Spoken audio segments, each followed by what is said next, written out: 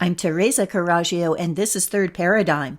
My title today, on Easter, is The Ash Wednesday Stripper. This is a poem that I'll be reading that I wrote 45 years ago, by my calculations.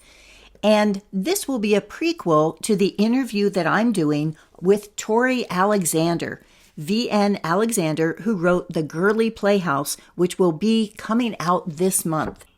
When Tori interviewed me on my book, How to Dismantle an Empire, she said that she was the perfect reader for my book, and she was right.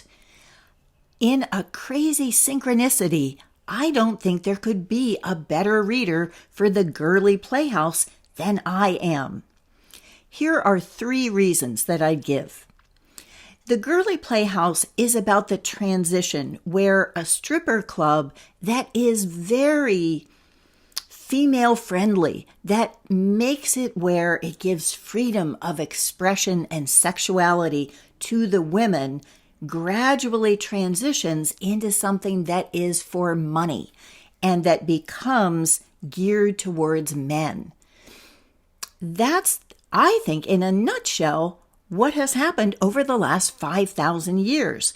In my book that I'm writing now, Oh My Goddess, I'm looking at what happened before patriarchy started. And I think it was very similar to the Girlie Playhouse. I think it was women reveling in their own sexuality and men who were appreciative but not demanding. And then that all got switched around when money came in and it became a commodity. So that I will save for the interview. The second reason is that what transformed my life was Worldanz. And I think that's the true Girlie Playhouse with a few more scraps of clothing, usually costumes. My daughters were just telling me that I've given them a very skewed view of aging.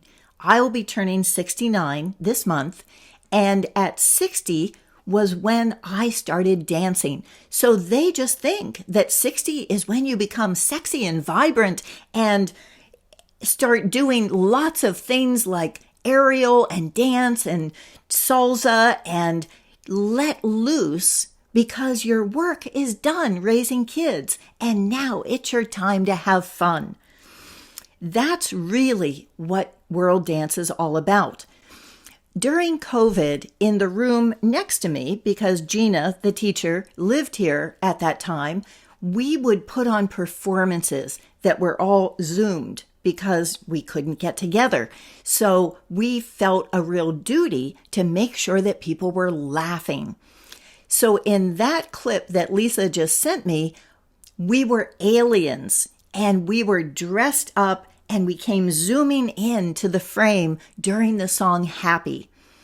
Today for Easter, Gina brought in a bunch of headbands with bunny ears on them, and I got one that had alien eyeballs that went with my shirt that looked like it had Easter eggs on it. I was also the limequat bunny because I have a limequat tree and it is going off, so I brought in bags of limequats for everyone. The studio has big glass windows that's in a somewhat sketchy part of town, and so sometimes we will have the men who go very slowly 3 directions before they leave. And today we had a guy who was there and he was dancing before he got on his bike and didn't look at us until he gave one little charming look back. There were 2 women, maybe late 70s, early 80s, and they stopped and stared when we were doing one particular hip thrusting move across the floor. And we think maybe we're going to get new customers. Once it was in a studio with multiple classes going on, and a guy thought that I had come for his class. When I clarified, he said, "Oh, so you're into that hypersexual tribal shit." And we thought that we needed a t-shirt that said, Worldanz, hypersexual tribal shit. Unlike the Girlie Playhouse, the women who do Worldanz come in all shapes and sizes because we're women taking power from our own sexuality. We're not doing anything for the male gaze. There are some brave men who do Worldanz, and they have to be brave because Gina will use them as props. One woman's husband is a professor, and so when we do the song Hot for Teacher, he has to be featured.